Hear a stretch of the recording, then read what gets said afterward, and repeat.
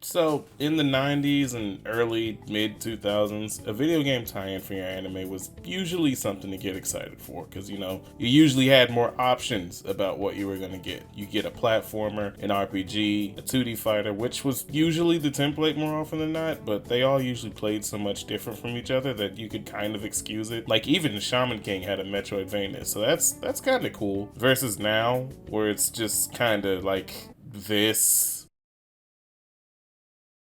But I mean, they've been getting better though. One Piece Odyssey was pretty good, and as mid as Dragon Ball Breakers is, I'll still applaud them for trying something different. Naruto's even kind of had its own little MMO with Shinobi Strikers for like the last 5 years. I gotta give it its props though for maintaining a player base and still getting a steady flow of content. Which is what I would say if they didn't announce this fucking dumpster fire as I was scripting this video. But I mean, hey, we finally got Tenkaichi 4 as a trade-off, so they brought it back, I guess. That's not me saying every anime game around this time period was built equal though. Like, Dragon Ball had gotten games on games by now, but the vast majority of them never really came to the West. And I say vast majority because in the West, we only got like 2 games. And one technically wasn't even a Dragon Ball game once it got here. I'm talking about Dragon Power for the NES, which, if you didn't know, was originally a Dragon Ball game based on the first 2 volumes of the manga. Under the name in Japan, Dragon Ball Shenron no Nazo, it was eventually re-released in 1988 in America, but divorced from the Dragon Ball license, with a lot of its localization changes trying to get rid of any kind of Dragon Ball influence. Now, did it work? I mean, I'll leave that up to you. The MC is pretty monkey shaped, so that's setting off some alarm bells for me. The other game was 1997's Dragon Ball Final Bout that for some reason added a GT to the name in the US. You know, that sequel to Z that we wouldn't be getting for some 7 years. You honestly could have just left it as Dragon Ball, or hell, you could have just said Z just to be safe. I don't really have to get too into this one. It's infamous for a reason. It kind of killed Dragon Ball games after like 5 years, and it did get a big reprint in 2004 later on though, once GT actually started airing in the West, and this time with the actual Dragon Ball GT logo. So the original first print of the game is actually a pretty highly valued collector's item now. Kinda makes me wish I kept mine. But outside of America, particularly the European territories, a good chunk of those games actually got released. But again, we in the West, particularly America, only had 2 games. A bad one, and the literal first Dragon Ball game to ever be made, which had also been separated from the license on top of that. So technically, it's not even a Dragon Ball game over here. But what about those other games we missed out on? I mean, most of them aren't particularly, like, bad, but they also aren't the best either. There's a couple of diamonds in the rough, like the Butoden games, particularly 2, Hyperdimension, and this one, Dragon Ball Z, The Legend, or Legends, I don't know. Like, I'm sure it's good, but I'm not really getting it. That's probably just me being bad at the game, but yeah. There's a lot of RPGs too, like the Gokuden games, which are in themselves a sequel to Shenron no Nazo or Dragon Power or whatever. But again, a bunch of games that really only appeal to Dragon Ball fans and Dragon Ball fans only. And even then, most really weren't that good. In 2002 though, Dragon Ball Z had finally started getting new games specifically made for the newer, more rampant fan base, with such hits as Legendary Super Warriors and the collectible card game, and Legacy of Goku, which, I mean, hey, no disrespect to Legacy of Goku 2 or Boo's Fury, but like, Legacy of Goku 1's kind of mid, y'all. Y'all gotta hold that. But hey, we got the Dragon Ball Z collectible CD picture cards. Pretty sure we got some fans in the house for those, right? Okay. With all these games, though, there was never really one that was like universally agreed to be a good game that everyone could sit down and pick up and play regardless of being a Dragon Ball fan or not, until one game finally, and I mean finally, released at the ass end of the year.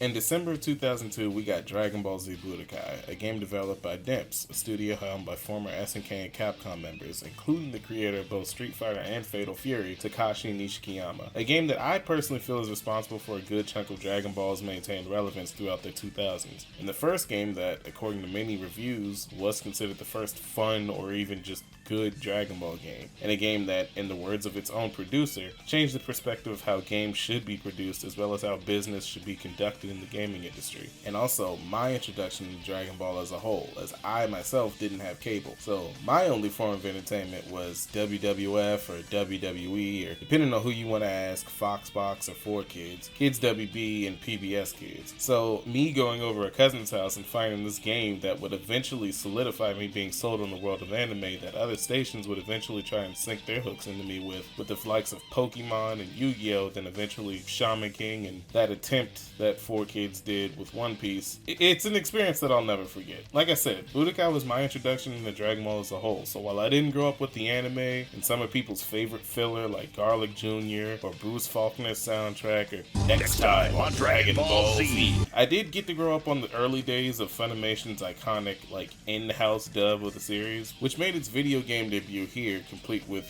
Superman Complex Goku. However, if you had a European copy of the game, which released first by the way, you got the original Japanese voice track with modified subtitles to match the dialogue. All of this to say that this game made me gain a different kind of appreciation towards Dragon Ball because of all of its quirks. Right from the jump, you can kind of tell that Budokai was a love letter to Dragon Ball fans as a whole. Not just the anime fans, but just the fans of the manga as well. So much of the game oozes Toriyama's style, from the menus and even bits of the UI, which reuse entire panels from the manga and even sometimes will repurpose some of the art from the movie posters, all redrawn for consistency with Dragon Ball's promotional art at the time. Even the Japanese copies of the game, which omitted Budokai from the title, stylized the manuals to look like actual volumes of the manga. A nice little gimmick that even continued with Budokai 2, where that manual was stylized to look like the Kanzenban issues. The game had 6 different modes, all containing plenty of single-player content for people who didn't have siblings or friends to sink hours of the game into. The versus mode was just what you would expect. Pick 2 characters, go at it, with 1 player versus the CPU, 2 players against each other, or a personal background noise favorite of mine, 2 CPUs against each other. The World Tournament, where you can run a randomly generated gauntlet of characters at the series' iconic World Tournament. There are 3 different sets of difficulty, each you can unlock by purchasing them from the in-game shop after completing each, difficulty level. Yeah, no matter what difficulty you're on, the AI is always going to try and bring you out, so, just stay away from the edge. Practice, which speaks for itself. The skill shop, where you can buy capsules to customize your character's move list. We'll get back to capsules. And The Legend of Hercule, which is basically just a survival mode where you can face off against the Cell game lineup, all with Hercule with varying challenges and handicaps, which I've never actually beat until I recorded this, and even then it was only because I cheesed it with Dolphin save states. The main thing most people remember from Budokai 1 is the story mode, which until the release of Kakarot, like an entire 18 years later, was the gold standard for the story reenactments, not just in Dragon Ball games, but anime games in general. And before you bring up the Storm games, I don't mean the boss fights, I mean the actual story mode cutscenes. They're kinda bad. Like, it took until Storm 4 for them to be actual cutscenes and not people just standing there waiting for you to press the A button. And even Kakarot's guilty of that for the most part. Oh, same developer. Okay, yeah. Other games tried afterwards, like Burst Limit and Infinite World, and as good as Infinite World's attempts were, they were really just kind of short and abridging an already abridged story. And Burst Limit, goddamn Burst Limit. Like, there's only like 2 good ones, and you know which ones I mean. But Budokai 1 went way beyond the extra mile for that point in time. Like, in terms of just story mode, not really, but just the presentation as a whole. Upon starting the game, you get an entire 1-to-1 recreation of the anime opening, something that to this day hasn't really been redone in any kind of licensed anime game to the best of my knowledge. Like, the closest that comes to it is Yu Yu Hakusho Forever for the PS2, and even then it's only like the first and last bits of the opening. Everything between that is like game exclusive, and depending on what part of the world you live in, you'll either get Chala Head Chala, or if you live in the US, you get Rock the Dragon, which by this point had gone way unused for a very long time in the show's US run. Like, and it was also still airing at the time too, so hey, at least I got to grow up with that. But as the game goes on, the opening will update to the later versions of it to reflect the arc you're in. Like, once you get to the Android Saga, it plays the second version of Shala He Chala with, Jiro's silhouette, Vegeta and Trunks going Super Saiyan, or rather, Vegeta going Super Saiyan, and Trunks cutting Frieza in half. Another thing that makes the effort that went into this game so insane is that the developers actually went through and made new models specifically for every shot where a character did have on different clothes. Like this shot of Bulma here, and the whole Jill Valentine RE3 fit, and Oolong and that Versace fit, those were completely different models made specifically for this recreation of the opening, and they were never used again. Actually, that's not 100% true. Like, Bulma still wears this when Goku shows up at Roshi's house. She just has the blouse over it, but that just proves my point. Like, they made models specifically to be as anime or manga accurate as possible, and it's actually recently come out that there's actually a model for Goku in his Saiyan armor, which we never see in the game, by the way. And in the game's files, there are files for Trunks without his jacket, a model for future Bulma, who we also never get to see, which leads me to believe that we were gonna get a part of the game that was basically supposed to play out the epilogue of Trunks' future, where he kills 17, 18, and Cell. Now, if you know the story of Dragon Ball Z, there isn't really much to say to the story mode outside of, you know, the presentation, for the most part. I promise you this isn't over. I don't think that's how that happened. Which to this day is still yet to be outdone in some aspects. Like, it starts with a small recap of the end of the 23rd Tenkaichi Budokai. He said it! He said it! And it leads into the Saiyan Saga, and Frieza, and then Cell. And yeah, the game stops at Cell. Over time, I just kind of assumed it was because America hadn't gotten to the Buu Saga yet, but when I was doing research for this video, the Buu Saga was pretty much over. The game released on December 2nd, and the last episode to air was Evil Kid Buu, and that was in November 19th. And new episodes wouldn't really start airing again until the next year in March, so it's not like nobody knew who the characters of the Buu Saga were. Granted, as much as Dragon Ball Z's popularity and hold on society had kind of waned by this point, there were definitely still people who wanted to see how this ended, so I suppose I can respect that. It's not like everyone had import shops where they lived, because, you know, I certainly didn't. And after beating each arc, you got an extra scenario from another character's perspective, or in some unique what-if situations, like the Saiyan Saga, you got to play as Vegeta, take down Goku, Krillin, and Gohan one by one before Vegeta loses his fucking mind and tries to recruit Yajirobe. Then he goes Super Saiyan because he killed Nappa. Like, you did it! You did this! In the Frieza Saga, you take out everyone one by one before Frieza finally makes his wish for immortality on Porunga. How? You know, it's a what if, whatever. And the universal favorite, where in the Android Saga, you play as Cell after he's absorbed 17, only to accidentally absorb Krillin in his pursuit of 18. Then you have to fight off Yamcha Tien, get killed by Kikoho, only for Cell to wake up from his nightmare at the Cell Games Arena, which is wild because even I thought that's a long ass time to just stand there and wait. After beating a scenario in the story mode though, you'll receive a skill capsule. Sometimes random, but more often than not, it's usually something specific for that scenario in general, if not unlocking a character themselves. Like, finishing up the Frieza Saga will unlock Goku's Super Saiyan transformation and Frieza himself. Though, another one of my favorite little Easter eggs is that every time you beat an arc in the story mode, it also changes the game's title screen too. I always thought that was really cool. The gameplay in Budokai 1 was actually pretty top notch though, like for the time anyway. While it wasn't as mechanically deep as something like Tekken or Virtua Fighter or Soul Calibur, there was still a fair amount of depth to it. Like, you had your basic punch and kick, and you were also given a button dedicated to key attacks. And by inputting specific punch and kick strings and ending it with the key button, you'd end up using a technique. These techniques range in anywhere between like a grab or a rush combo or a ki blast, which is referred to this game as a death move. Ooh. Or even an ultimate attack like a spirit bomb. But the issue herein, which is what aged Budokai 1 a lot worse than other games, is that this was the only way to use techniques like a Kamehameha, whereas the other later games, and even fighters from before, had a specific button combination to do so. Speaking of the Kamehameha, it's also yellow in this game, and that's kind of confused a lot of people. I've kind of come to understand that it's mostly just an homage to the manga. In the manga, the Kamehameha and just a lot of ki blasts in general are yellow. But Cell's, for some reason, like the anime, it's blue. And it's also weird because in this game, the ki blasts are like super powdery. Like, you just threw a fucking bottle of baby powder at your enemy. Like, just... And it's like, for lack of a better term, it's Yeah, it's just powdery. It's also more of a blast in this game, not a beam or a wave like the series made it out to be. I assume this is because Dimp still had like the Super Nintendo fighters in their minds, but the main thing that adds the real depth to this game and can also contribute to its shortcomings is the capsule system. And when you use the capsules that I mentioned before, that opens up the game way more. You have access not only to death moves and ultimates, but you also have rush moves, grabs, passive skills like a sensu bean, which activate on death. Frieza's spaceship, which I forgot was even in this. I thought that was a Budokai 2 thing.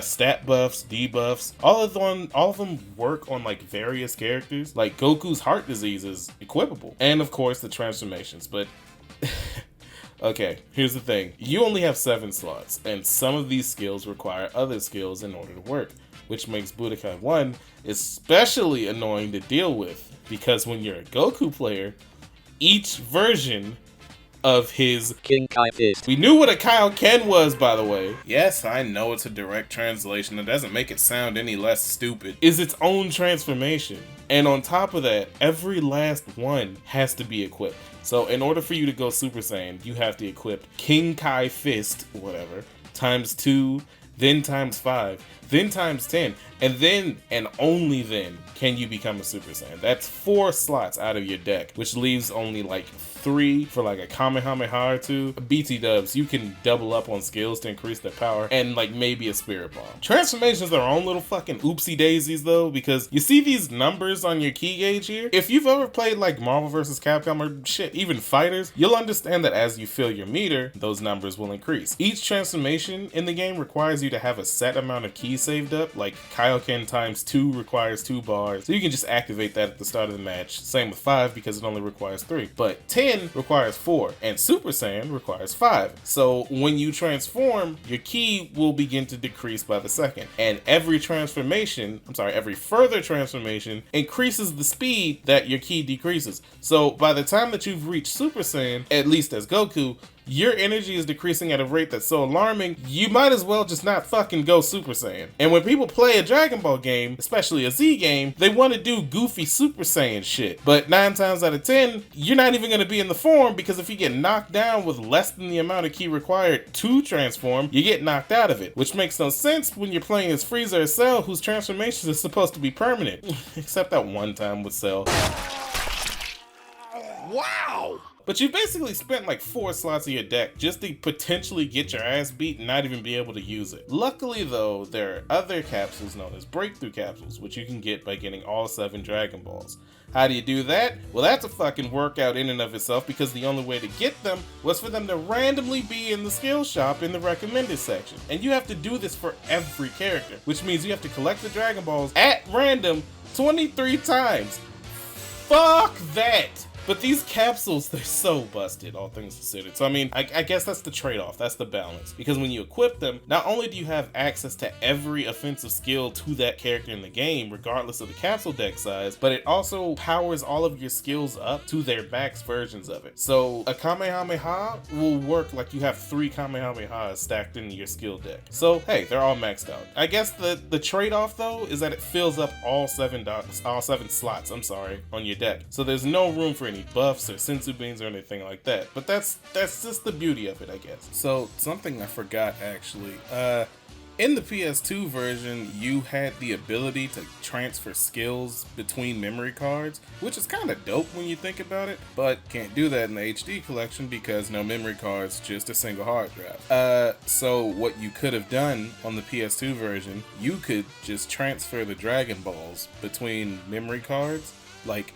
transfer them to memory card 2, use them on memory card 1, bring them back from memory card 2 to memory card 1, copy them also onto memory card 2, and just kind of lather, rinse, repeat. And then you could just get the Dragon Balls that way. That's something I completely forgot about, because the game doesn't actually treat the Dragon Balls like their own entity. It just treats them like regular ass skills. So I don't know how I forgot that. You can have specific builds for your characters to suit your playstyle. Truth be told, if you really want to put in the time for this game and learn all the guard cancel combos, which are insane at a higher level, you don't really need any other skills in the game. But I would be remiss to make a Budokai retrospective without mentioning the most memorable thing about it. It's fucking soundtrack.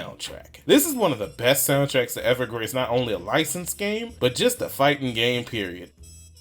for obvious reasons, because most of this soundtrack is plagiarized. And this is all old news now though, but in 2009, Kenji Yamamoto was caught after almost 20 years of composing Dragon Ball music for the games, the movies, and Kai. Specifically, he got caught off of fucking James Cameron's Avatar soundtrack, which is crazy. But prior to all of this, the man was instrumental in a lot of Dragon Ball Z's fans' enjoyment of the series, the show, the games. Basically what Bruce Faulkner is to Dub Z fans is what Yamamoto is for fans of the games. Personally, I feel like he should be exempt from plagiarism laws, because if Daisuke Ishiwatari can keep making Guilty Gear soundtracks, I think Kenji Yamamoto should still be allowed to make Dragon Ball music. Jokes aside though, because of this man's exceptional taste in music, Budokai was blessed with an amazing soundtrack inspired by some of the greatest bands under the sun. I'm not gonna play any examples because I want this video to stay monetized, but there's a great couple videos here that go into much better detail about the songs in particular, and even play some examples for you. Well, speaking of that soundtrack, in 2012, 10 years after the original release of Budokai 1, Bandai Namco released an HD remaster of Budokai 1 and 3 on one disc. Why not 2? We'll get to that next time. Spoiler alert, it's because you people fucking hated Budokai 2 in 2012. I don't know where this revisionist history is coming from. You hated the game. Just admit it.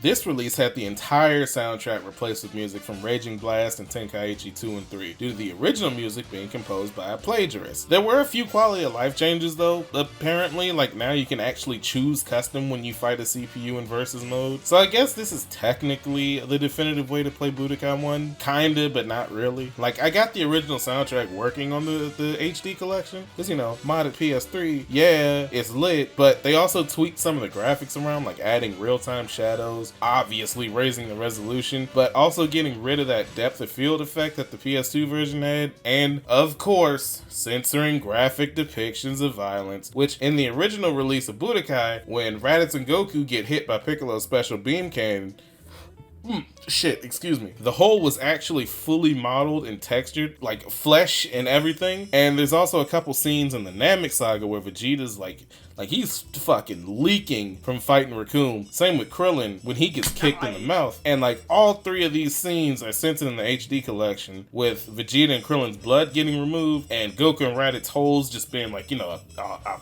black circle. And like technically this is a change that came from the European release, but in that one only Raditz's wound is censored and Goku's is still there. But there's one final version of Budokai 1 that I have to talk about. In 2003, like a year after the game originally came out, Budokai 1 got ported to the GameCube by Pyramid Studios, who also handled the HD collection. Crazy, right? Well, not much was added to the game, but there was like a big graphical overhaul. Well, it's not actually big, but it just made a huge difference. So the GameCube version has cell shading, which makes the visuals more in line with Budokai 2, which would also be releasing that same year on the PS2. But this is technically the first implementation of real-time shadows, an upgrade that we'd later get in the HD collection. But the head scratcher here is why the cell shaded graphics weren't in the HD collection. Like, I can't even seem to find any kind of reasoning for that, and quite frankly, a lot of Budokai's development is kind of shrouded in mystery. But either way, it's the best looking version of Budokai, and them's the breaks, bro. You just gotta hold that.